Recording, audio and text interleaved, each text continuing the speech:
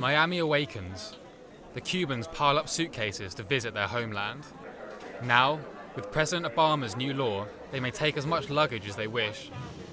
But for US citizens who do not come from Cuba, there remains a strict travel ban.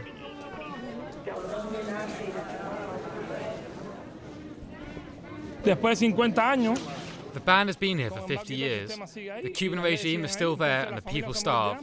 The only thing our members can do is to bring them as much as we can. We've worked hard here. In Florida, you feel more than anywhere else the foreign policies Obama has brought in. 1 million Cubans live in exile. They have come in several waves of refugees and still come today. As different as the community may be, they all hope for an end to the Castro dictatorship. Whether policy changes by President Obama will accelerate this migration, nobody knows. But Cuban exiles have been initially excited by the new ability to travel to Cuba, as well as enabling more goods and money to be sent to relatives.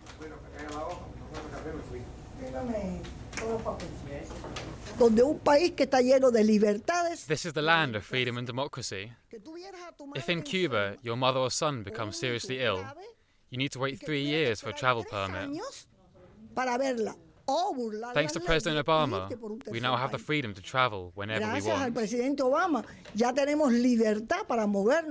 Mr. Bush only allowed one visit to Cuba every 3 years, and only the closest relative was allowed to visit. Not even an uncle or a nephew. According to Bush, they do not belong to the family.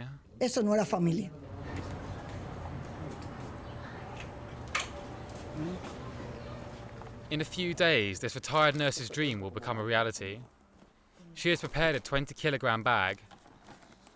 Her relatives in Cuba have life necessities, but they also want the things capitalism can bring.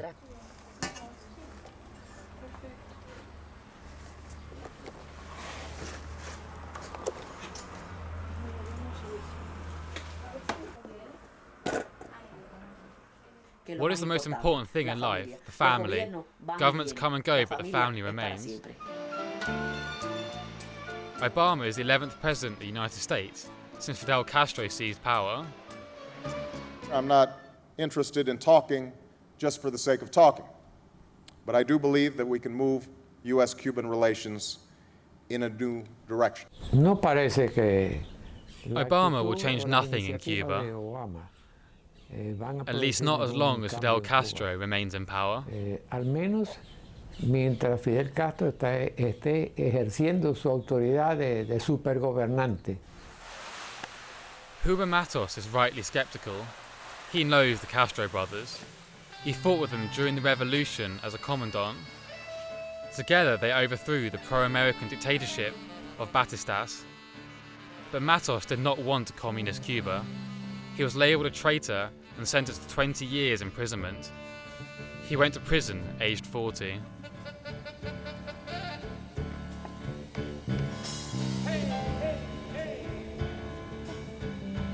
With Obama's concessions, will the Castro brothers now bring in foreign exchange to help their economic problems? I do not think this is good. On the one hand, the travel provisions liberalise the Cuban exiles and allow relatives to send money. This is both humane and reasonable. But on the other hand, Cuba does not have the human rights of other countries. We must not break down all barriers with Cuba. We need some sanctions.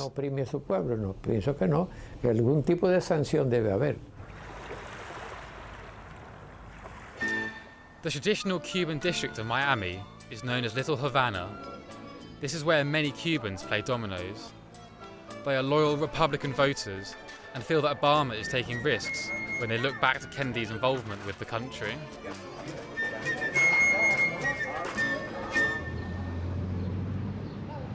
Obama is too weak for the rulers of Cuba. The Cubans will continue to be suppressed by Castro's regime.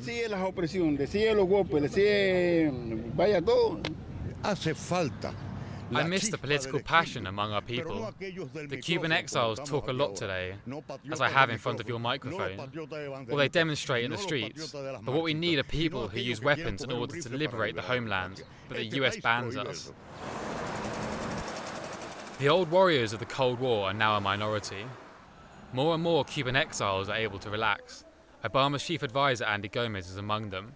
He fled to the US with his parents while still a child. The Cuban community in the United States has doubled in the last 50 years. People are emotionally entwined with the political situation. There are already 3 generations who have made the journey to the United States. The Ramos family have been in Miami since the 1980s. They live well and manage a gallery and cultural center in Little Havana.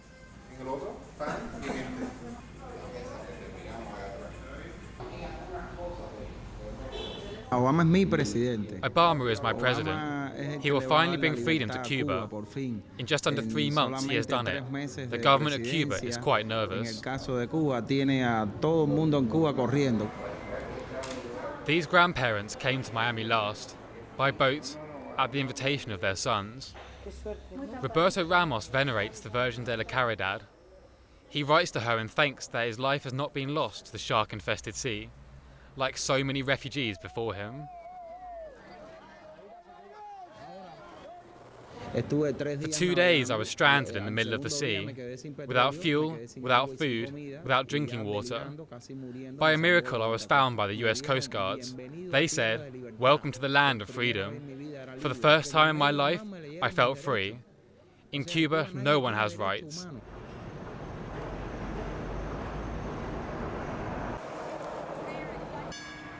Many of them have actually realized the American dream. The mayor of Miami, many of Florida's senators, and the most powerful builders came from rich families before communism forced them to flee here. They have a major influence in Washington and a hard line on Cuban policies.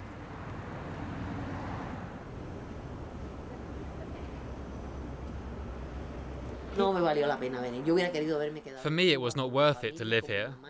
I would have been better off remaining with my mother and siblings in Cuba. These things I can afford here mean nothing. I was 18 years old when my mother forced me to flee to my father, who was already in Miami. I've had to leave my life and grow up in a foreign country just to work hard.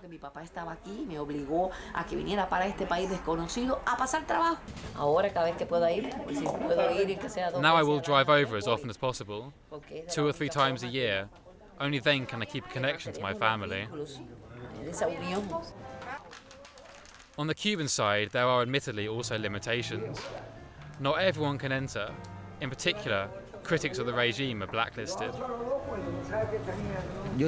I would be incredibly happy to fly to Cuba, but Cuba is not so happy about me. I want to fly, but only if communism has fallen. I want to as soon as possible, because I have 5 siblings that are older than 70, and I do not want one of them to die before I get to see them again. Whilst Obama's cautious opening remains a one-sided gesture, behind the scenes, 50 years of inactivity is beginning to shift.